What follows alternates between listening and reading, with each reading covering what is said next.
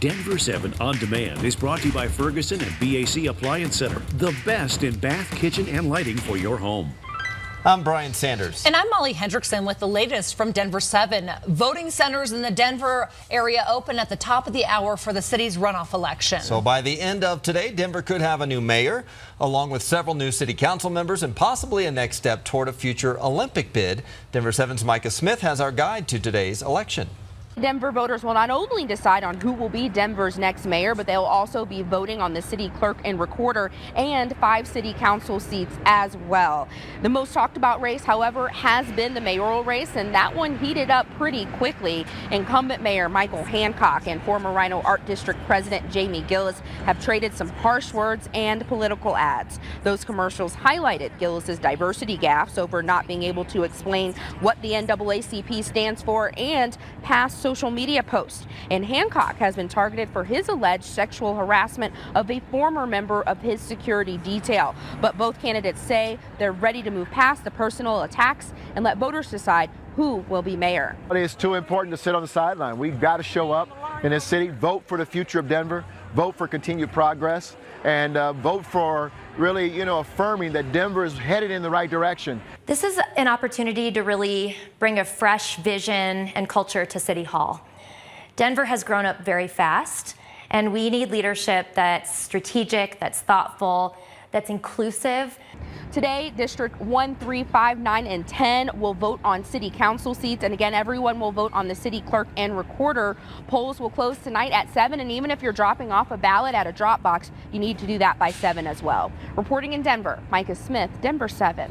Micah, thank you. Denver voters will also vote on Initiative 302 today. It forces Denver to ask voters to approve the use of taxpayer dollars before any future Olympics bid.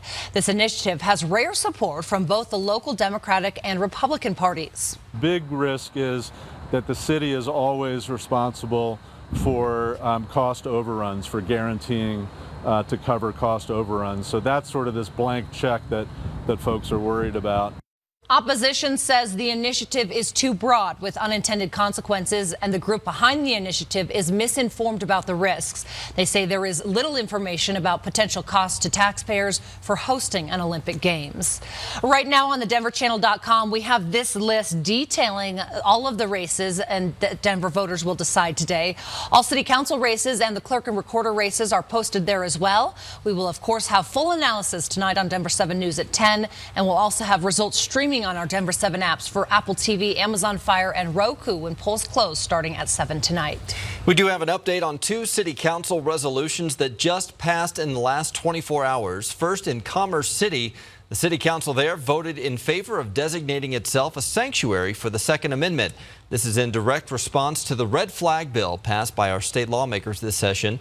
A judge would be able to take guns away from someone in a mental health crisis at the request of a family member, friend, or police. Meanwhile, in Aurora, their city council approved a proposal from oil company ConocoPhillips to open about 45 wells less than 500 feet away from homes.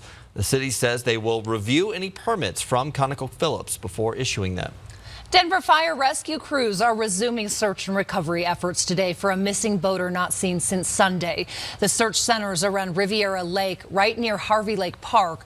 Rescue crews say 74-year-old Gordon Ham's boat came ashore on Sunday, but he was not on it. His dog was initially reported missing too, but was found alive yesterday.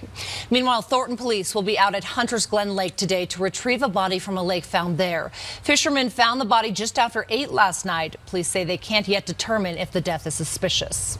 This morning, Englewood police are cracking down on the homeless living along the banks of the South Platte River. Denver 7's Nicole Brady explains why police say this is for the safety of the homeless population and the people who use the trail and bike path there. Last month, Englewood police responded to a stabbing at one of these camps, and once there, they say they found human waste, needles, and even tripwires that had been set up. Nearby business owners say they've been the victims of theft. Other people using the bike and walking trails in the area have also complained about the unsanitary conditions, and this is also a safety concern for those who have set up tents along the river, so close to the river during flash flood season. People who've been camping here will be given the option of going to a shelter as they are moved out of here. However, we know not everyone will accept that help. Literally, I have nowhere else to go. I've chosen this life before. I've lived nomadically, traveled all across the states. I've led caravans. Englewood police left flyers and notified people verbally a couple weeks ago that today was the day they'd begin the cleanup. So people have been encouraged to move on. Of course, we still see a lot of remnants of campsites out here. The cleanup process will begin today, this morning, and Englewood police expect it could take several weeks to do full environmental mitigation of the area. In Englewood, Nicole Brady, Denver 7. The Douglas County School Board is dedicated to improving school safety in light of the deadly STEM school shooting. So tonight, they review their Safe Schools plan for the first time, looking at this plan since that shooting, and the first time since Douglas County commissioners approved $10 million in funding for school resource officers. The county has also offered an additional $3 million to help fund school safety officers, but wants the school board to match those funds. One of Colorado's most beautiful landmarks is now open to the public. The scenic road to the top of Pikes Peak is now open. Remember to dress warm if you are headed up that way. The weather can quickly change at 14,000 feet. Meanwhile, the road to one of Colorado's other 14ers still has no timeline to open. The road to the summit of Mount Evans still remains closed. It typically opens around Memorial Day, but conditions are still too bad for drivers to head up there right now.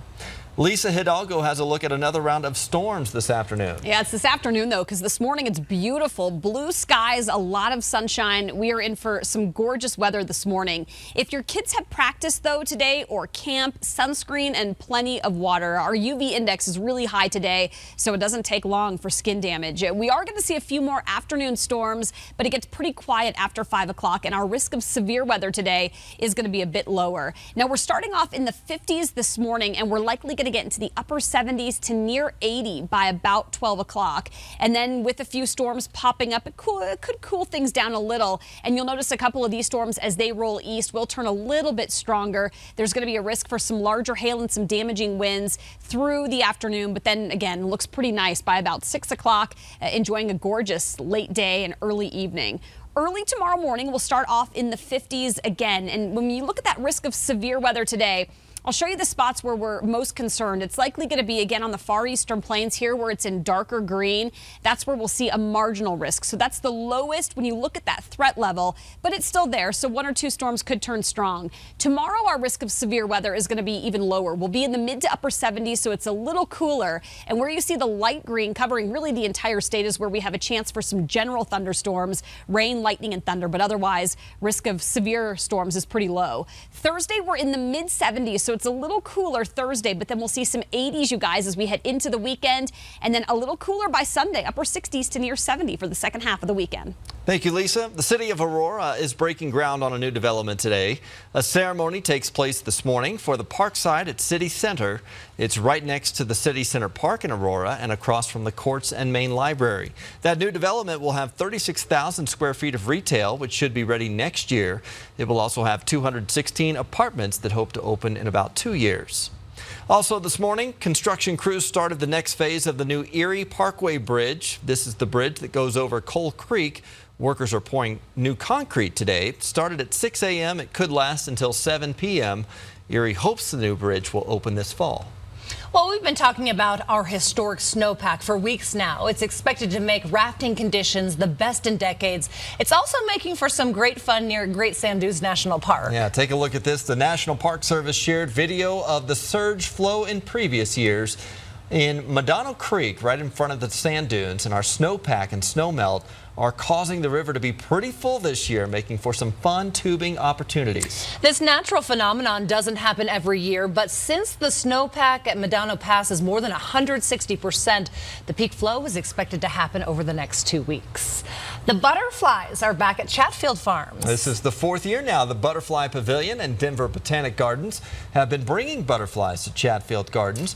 The butterflies are all native to Colorado, and they live in a special butterfly house for the summer. The Butterfly House exhibit is included with regular admission, which is $5 per car and $8 for vans.